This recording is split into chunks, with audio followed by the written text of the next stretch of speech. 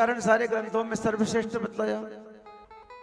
तो कहा ये भागवत कथा को सर्वश्रेष्ठ इसलिए बतलाया गया है ऋषियों, एक समय देवर्षि नारद जी अपने हाथों में बीणा धारण किए हुए हैं और नारायण नारायण की रटना लगाते लगाते एक बार देवर्षि नारद जी चले आए हैं इस पृथ्वी की परिक्रमा देने के लिए।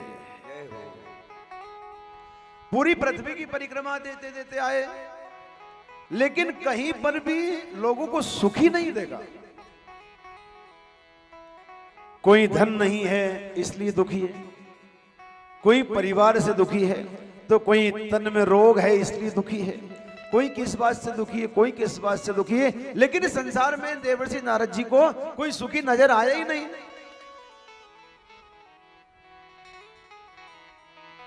इस संसार में आकर के मानव तन मिला, इसके बाद में भी इंसान पशु के समान अपना जीवन बिता रहा है। इसके बाद में भी संसार में लोग एक जानवर के समान अपने जीवन को बिताते हुए दिखाई दिए।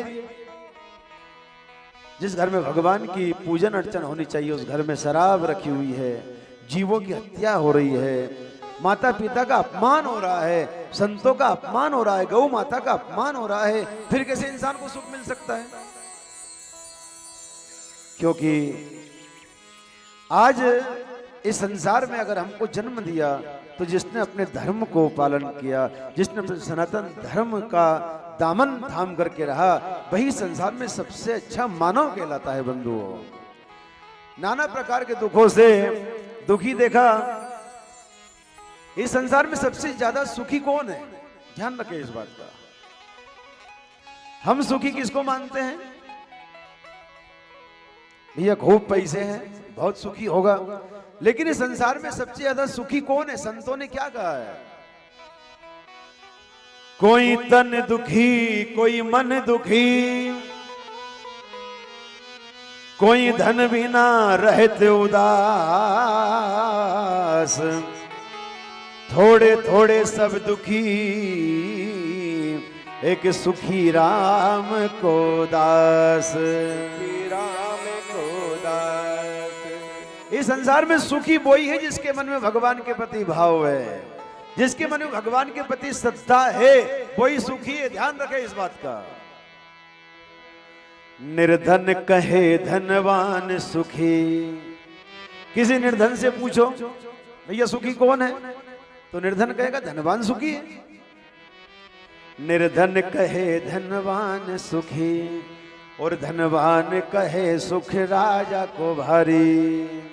धनवान कहेगा सुखी तो राजा है, धनवान कहे सुख राजा को भारी, और राजा कहे चक्रवर्ती सुखी, और चक्रवर्ती कहे सुख इंद्र को भारी। चक्रवर्ती कहे सुख इंद्र को भारी। वो चक्रवर्ती सम्राट कह रहा है कि सुखी है तो इंद्र है।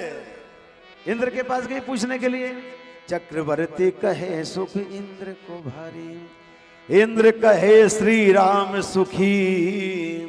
इंद्र ने भी भगवान राम का नाम ले दिया।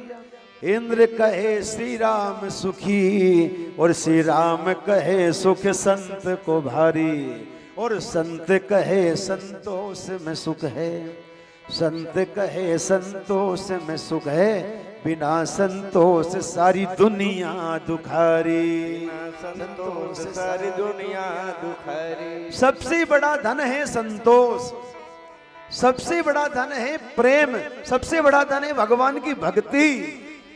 इसके अलावा हमारा जीवन सूना है बंधुओं। बिन संतोष कहाँ सुख होई, भटक भटक नर जीवन होई, भटक भटक नर जीवन होई। नारद जी ने देखा, काशी में पहुंचे, पुष्कर में पहुंचे, प्रयागराज में पहुंचे, कहीं पर भी लोगों को सुखी नहीं देखा।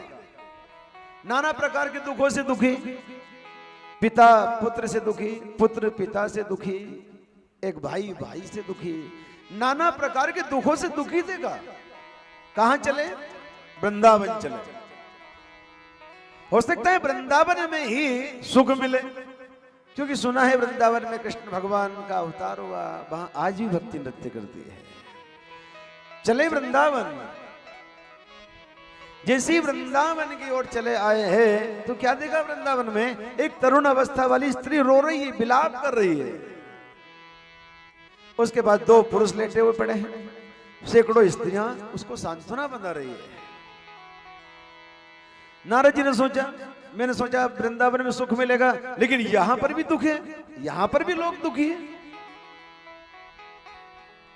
ध्यान रखे, हम कहीं भी चले जाए, जब तक हमारा मन स्वयं सुख में नहीं डूबेगा, जब तक हमारे स्वयं के मन में शांति नहीं होगी, तब तक हमको कहीं भी सुख नहीं मिलेगा। ध्यान रखे इस बात का।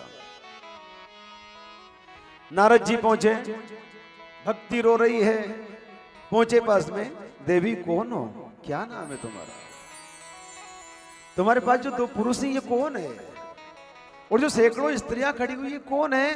तो उसने भक्ति ने चरणों में प्रणाम कर कहा, गुरुदेव मेरा नाम भक्ति है। जो आप दो पुरुष देख रहे हो ये दोनों पुरुष मेरे बेटे हैं। एक का नाम ज्ञान है, एक का नाम वैराग्य है। और जो आप सैकड़ों स्त्रियां देख रहे हो महाराज, ये सारे भारत देश की पवित्र पवित्र नदियां हैं। भक्ति को रोते हुए देखा, बड़ा दुख होता है। नारद जी ने सोचा, भक्ति अगर रोएगी तो भी संसार में भक्ति करेगा कैसे इंसान? और ज्ञान वैराग्य ही मूर्छित पड़े हैं, तो फिर इंसान तो पशु के समान हो जाएगा। क्योंकि ज्ञान के बिना हम कुछ नहीं कर सकते। हमारे मन का ज्ञान जीवित है, तभी तो हम कथा में आए हुए हैं। आपके मन का ज्ञान जीवित है, तभी तो आप कथा सुनने आए हो, तभी तो आपके मन में भाव जागा कि कथा, चलो कथा सुनकर के आते हैं हम। और जिस इंसान का वैराग्य जीवित रहता है वो सब कुछ त्याग देता है, धीरे धीरे करके सब कुछ मोह माया को त्याग देता है। और जब तक हम मोह माया का त्याग नहीं करेंगे, जब तक इस संसार सागर में आकर के जब तक हम इस मोह माया का त्याग नहीं करेंगे बंधुओं, तब तक हम हमारे जीवन में शांति नहीं पा सकते। जितना इस मोह माया में हम उलझेंगे, जितना प्रपंच में हम उलझेंगे, उतना ही इंसान दुखी ज्यादा रहेगा। ध्यान रखें इस बात का। भक्ति को सांत्वना दिलाना चाहते हैं, भक्ति को नया शरीर देना चाहते हैं, और ज्ञान वैराग्य को भी नया शरीर देना चाहते हैं। तो जैसे ही आज शंखों की ध्वनि सुनाई, ज्ञान वैराग्य करवट तो बदल रहे, लेकिन उठकर के खड़े नहीं हो सकते। सनकादिक कुमार मिले,